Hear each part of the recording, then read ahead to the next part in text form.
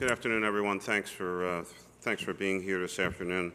I'm pleased to be joined again with Councilman Jim Kenney, who is the sponsor of the legislation that I'll be signing shortly. I want to recognize again the Councilman for his leadership and sponsorship of this legislation, setting the tone for an important discussion and dialogue and debate here in the city of Philadelphia, and at the same time shepherding through what I think in years to come will be seen as one of the most significant pieces of public policy and legislation here in recent times. Second, I want to thank his staff who work with my staff, and I'll talk about my folks in a few minutes, but Jim Engler and Chris Goy certainly also deserve a significant amount of recognition. They worked very, very hard on this legislation along with the councilman. Everett Gillison, our Chief of Staff and Deputy Mayor for Public Safety, Susan Kresge, our Deputy Mayor for Health and Opportunity, Mike Resnick, our Director of Public Safety, Police Commissioner Ramsey and his staff, Dr. James Bueller, our Health Commissioner, Dr. Arthur Evans, who directs the Department of Behavioral Health and Intellectual Disability Services. Tumar Alexander, First Deputy Chief of Staff, Bob Merkin, Director of Legislative Affairs, and our entire Legislative Affairs team, as well as Maya Giacomowitz and Katie Martin, Director and Deputy Director of the Policy Office, and a number of folks in the Policy Office as well. I want to thank Superintendent Dr. William Haidt, and I'll be talking about some issues with regard to the School District of Philadelphia as well. 3 weeks ago, Councilman Kenney and I stood at this podium to announce that we had reached an agreement regarding the ordinance that he crafted, drafted, and brought through the legislative process to reduce the penalties for possession and use of small amounts of marijuana in the city of Philadelphia. Councilman Kenney laid out in the clearest terms the seriousness of this issue facing many Philadelphians affected by the disproportionate impact of arrests for possession or use of small amounts of marijuana. And in particular, the councilman reminded all of us that in this particular instance, part of the disproportionate impact certainly is in the African American community. And again, I recognize him for raising that issue in the context that he raised it, especially given some of the other work that he has done here in the city. In Philadelphia, approximately 4,000 individuals are arrested each year for possessing or using small amounts of marijuana, up to 30 grams. Some in those situations may have other criminal issues going on, but the engagement with the police department in some instances may have in fact started with the issue of possession of a small amount of marijuana. In this particular instance, that has also had a direct impact on the trajectory of their lives based on a mistake they've made, often when they were very young. Those arrested and convicted of possessing a small amount of marijuana find it harder to obtain employment, more difficult challenges to receive financial aid or student loans, service in our military, and more complications in securing housing, and now face the challenge of our legal system and have to take time off either from work or travel for court dates. It is our hope that by decriminalizing marijuana in the city of Philadelphia, we can begin to eliminate this great impediment to many who are otherwise law-abiding citizens trying to lead productive lives. In the most direct terms, we want to ensure that the punishment is commensurate with the severity of the crime while giving the police the tools they need to protect the health and well-being of all Philadelphians and ensure a high quality of life in our neighborhoods and communities across our great city.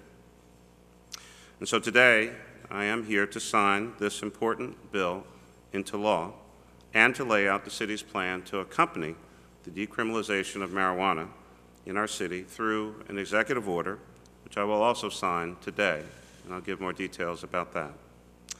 Our strategy comes after months of research, serious consideration, and discussions on a very serious issue, and I do not take these actions today lightly.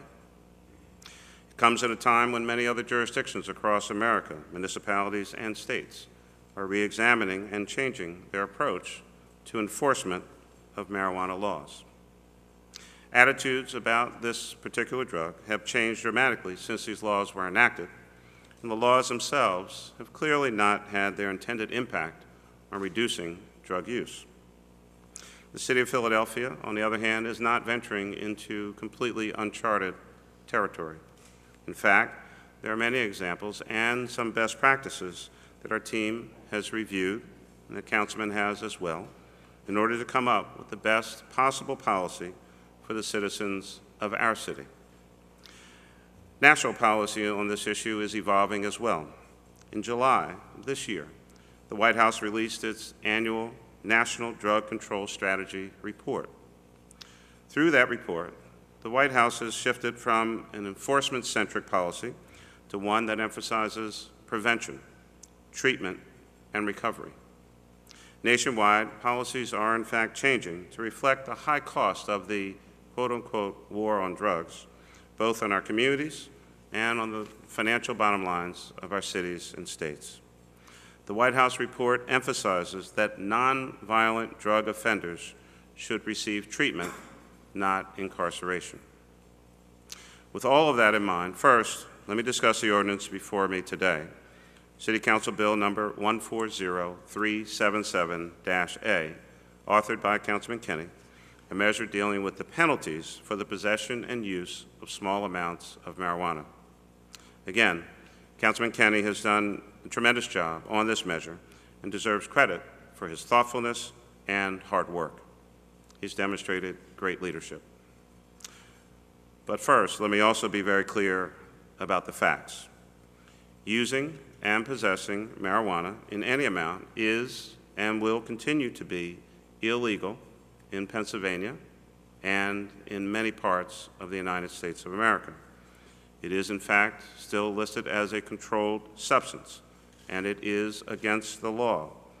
Nothing we discussed in today's announcement changes any of those facts. The details of the ordinance discussed here do not legalize marijuana.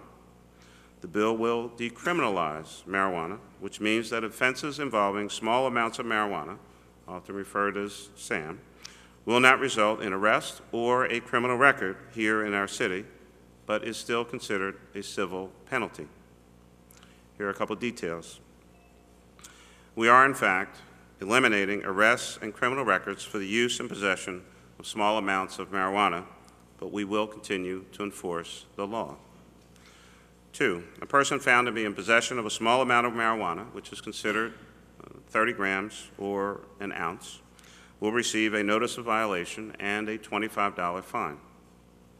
3rd, a person found to be smoking a small amount of marijuana in public will receive a notice of violation and a $100 fine, or they may perform about 9 hours of community service as directed. 4th, police officers will confiscate any marijuana that they find. They will put it on a property receipt, and it will go to police for evidentiary purposes as well as analysis. 5, the citations issued will be processed through the normal course of civil penalty processing. And 6, parents and guardians will be held liable for violations by their minor children. These changes will go into effect after I sign the bill today on Monday, October 20th, 2014. Let me say that again.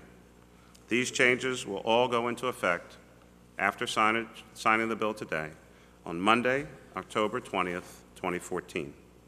However, if you are stopped by the police for suspicion of possessing or using marijuana, you can still be arrested for these items or others.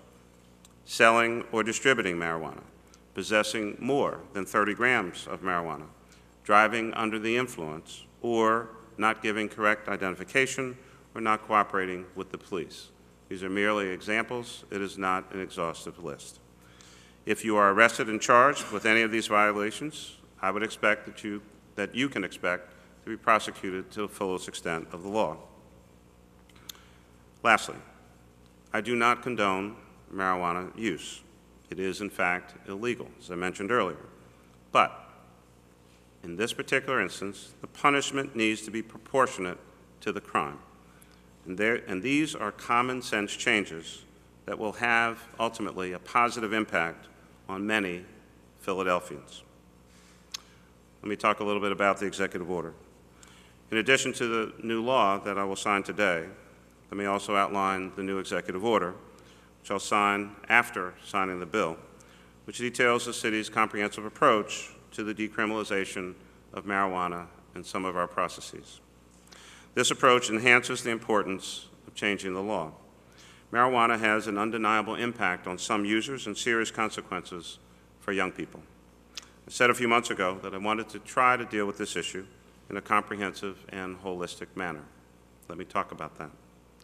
We need to do a better job educating our young people on the dangers involved. We need to help Philadelphians who have developed an addiction by offering a variety of behavioral health services, and we need to do a better job of helping those who have already been arrested for possession or use of a small amount of marijuana to clean up their personal criminal records. Addressing the underlying issues involved with marijuana use and supporting preventative programming is just as important as dealing with the resulting consequences of said use. The challenge we face is that young people perceive marijuana as low risk or no risk in many instances. It's not. We know that developing young people and young minds are at a higher risk of damage from heavy marijuana use. We need to address these misconceptions now so that young people have all the facts and can be more confident when faced with these decisions in their lives. The city already has and will continue to invest in prevention programs and services for young people and for all of our citizens. One program, the Life Skills Program, provides middle school students with the tools they need to resist drugs, tobacco, and alcohol. The Life Skills Program works. After participating in this informational and educational program, students have reported reductions in the use of marijuana, tobacco, alcohol, and methamphetamines. The program also empowers students to oppose violence and helps to improve their self-esteem. There are 12 schools throughout the city who are already participating, and earlier this month, Dr. Height, on behalf of the school district, reached out to middle school principals to encourage them to join the program. Today, I'm reiterating that message and encouraging all middle school principals to sign up for this free program that has been evidence-based proven to reduce drug use and prevent violence among young people. With almost $200,000 in available funding, the program is being offered to all School District of Philadelphia middle schools through a grant from the University of Colorado's Center for the Study and Prevention of Violence, with some assistance from the City of Philadelphia. Some schools may not be able to immediately implement this program due to constraints, either operational or administrative, at that particular school. I understand that, but it is certainly my hope that eventually, during the course of the school year, all schools will be able to participate. I'm also encouraging our private and parochial schools to consider implementing this or a similar program if they haven't already. The Department of Behavioral Health provides substance abuse treatment and services to thousands of Philadelphians every day, individuals both in and outside of the criminal justice system. More than 70 case management personnel provide behavioral health services and supports to individuals involved with the criminal justice system. They work directly with court staff to refer people to drug dependence treatment programs. These staff members also work closely with the District Attorney's Office and the Public Defenders Association. The city will continue to provide behavioral health services, including education and treatment for marijuana misuse and dependence. We have a strong and robust system to ensure that those who need help for substance abuse get the assistance that they need. We will monitor our utilization rates for these services and make adjustments if demand increases. In addition to the criminal justice system, the Department of Behavioral Health provides treatment services to every Philadelphian who asks for help. We contract with more than 200 providers throughout the city, providing a wide range of treatment programs, services, and options. If you have Medicaid or Medicare, you can receive these services. If you are uninsured, you can still be helped. The Mayor's Office of Reintegration Services, known as RISE, works closely with our returning citizens every day to provide services to individuals who have been through the criminal justice system. And whether through expungement services or job training opportunities, RISE works closely with some of the people who will most benefit from the changes that the ordinance and the executive order provide. In addition to the services offered through RISE, the city will provide Community Legal Services, CLS, with $100,000 to assist individuals who have been arrested or convicted for marijuana use or possession. If you have previously received an arrest or conviction for the possession or use of a small amount of marijuana, CLS will help you to expunge this from your personal record so that it does not come up in future background checks. I want to thank CLS for being a partner with us in this effort. We want to help individuals who made a mistake get a clean slate. Like I said, we do not want to disproportionately punish people for a crime. The Philadelphia Bar Association, I will be reaching out to them, and I have a call into the current Chancellor, Phila, and I have talked on the phone with Chancellor-elect Al Dandridge. We want to work with them and partner with the Philadelphia Bar Association in their pro bono section to also help us develop an additional expungement program utilizing the great history of our Philadelphia Bar Association, known across the country as having one of the best pro bono sections anywhere in America. Lastly, in order to better educate Philadelphians about the consequences of marijuana use and possession, we also want to begin a public outreach campaign. We are decriminalizing the possession of small amounts of marijuana. We are not legalizing marijuana, as I said. Decriminalizing means that you will not be treated as a criminal for possessing small amounts of marijuana. You will not be arrested and put in jail, but as I've said before, marijuana is still illegal. It is worth repeating this message over and over and over again, which is why we're beginning a public outreach campaign. We've developed some pump cards to educate people on these changes. This is one of them, printed in English and Spanish, as well as the poster boards over on the side. These will all be distributed to police district headquarters, RISE offices, health centers, libraries, recreation centers, key spots, and other locations throughout the city of Philadelphia. We want to make sure that people know it is still against the law to possess, use, or sell marijuana in Philadelphia, and there are still serious consequences if you're convicted. However, many Philadelphians are in fact looking for help. We want to get them the help that they need or want. You can call the toll-free number 1-888-545-2600, and the Department of Behavioral Health will refer you to treatment for addiction services. We're also doing outreach through PSAs and radio spots to reach as many Philadelphians as possible. And I'm certainly asking all of you here assembled as the news media to help us disseminate this message. Please remember, we are decriminalizing, not legalizing. Finally, I want to thank again my elected and appointed colleagues, and certainly all the members of Philadelphia City Council, but most especially Councilman Kenny, for all of their hard work on this issue, and again recognize him for his leadership. This is, in fact, an example of the legislative process working to bring people together, to generate new ideas, start a dialogue, and ultimately get things done.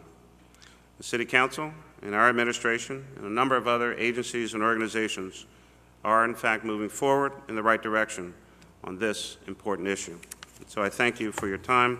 I know that our Majority Leader, Councilman from the 4th District, Curtis Jones, has joined us, as well as Kathy Carr from CLS. And with that, let me ask our sponsor and leader on this issue, Councilman Jim Kenny, to come up. That's why I wanted to sit down. Good afternoon, everyone, and thank you for being here. I want to thank the mayor and mayor's staff, my staff, Council Majority Leader Curtis Jones, and all my colleagues who supported this measure. the most important thing here, and I've said this before the last time we had an event, was to keep kids on the straight line. The mayor talked about the trajectory of someone's life that gets screwed up because of a mistake they made when they're young. Something you do when you're 19 or 20 that affects you when you're 35. Again, I am not advocating that people use marijuana. I'm not advocating that they do anything to excess, except pray, maybe. But I think that this type of action will keep kids out of the criminal justice system. It will keep people's records clean so that they can get a job. In a city like most big cities with high poverty numbers, the only way to move the needle is for people to be working. If they can't work, if they lose their job or can't find a job, they go in a totally different direction. They use more drugs, they abuse themselves more, they abuse others. And we love all our kids, every one of our kids in every neighborhood. We want to see them all be the best that they can be. All of us make mistakes in our lives, and we just don't want their mistakes to ruin the rest of their lives. So for everyone involved in this, including the mayor, especially the mayor and the mayor's staff, Fran Healy and all the folks who worked on this, I really want to thank you because we really did get something done. I think it's going to make a difference down the road. My goal with 4,200 people arrested last year is next year or this year to have half that or more than half that, to get down to zero. The less people we have in our criminal justice system, the better. And I also think we have a social impact. If you're a 19, 20-year-old African-American male and the only thing you've done is carry 3 marijuana cigarettes in your pocket, and you wind up handcuffed, fingerprinted, photographed, and in a cell for 24 hours or more, your relationship with the police is not going to be that good going forward. So if our young people know they're not going to be treated that manner, they're going to pay for what they did. They're going to pay a fine. They're going to have their weed confiscated. Sorry to say, they're going to have to take it off you. And you're going to be able to pay a ticket and go on your way. But you don't have to have a negative attitude or experience with our police. Our police are good people. They're a diverse department. They're led by a great leader. They have great executive staff. And I think the more and more we can have our young people appreciate our police, respect our police, and understand they have a job to do, but the job they do is not going to be overbearing on them. I think we'll have a better relationship in our communities with our police department. So with all that said, thank you very much, Mayor, and look forward to watching you sign the bill. Thanks.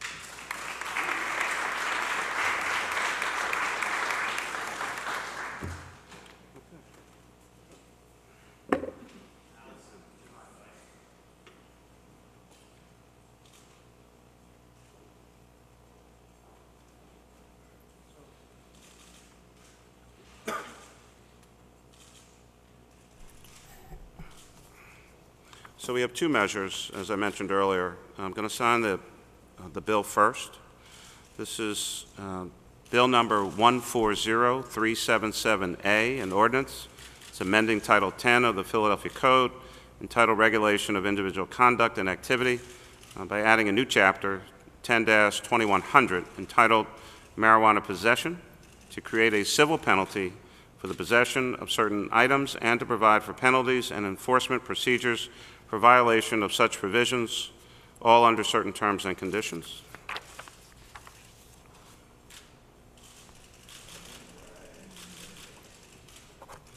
This is now the law in Philadelphia.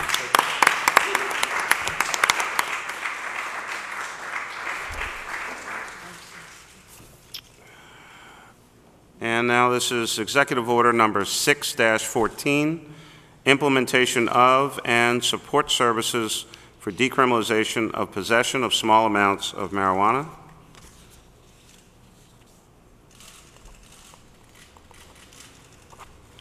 It is so ordered.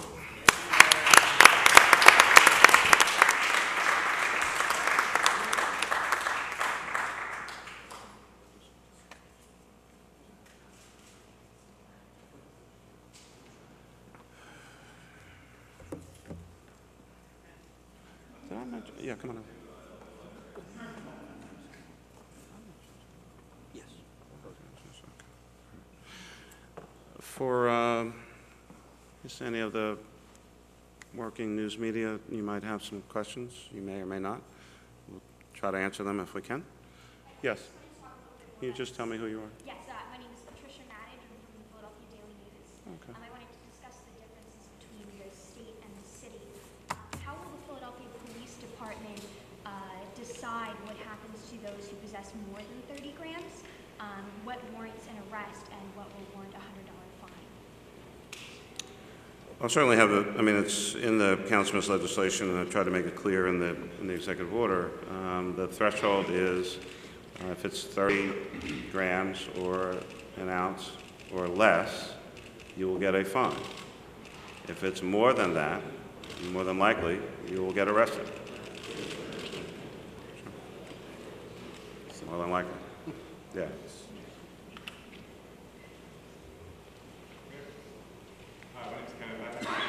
Just where are you from? I'm sorry, the Declaration? I'm sorry? The Declaration?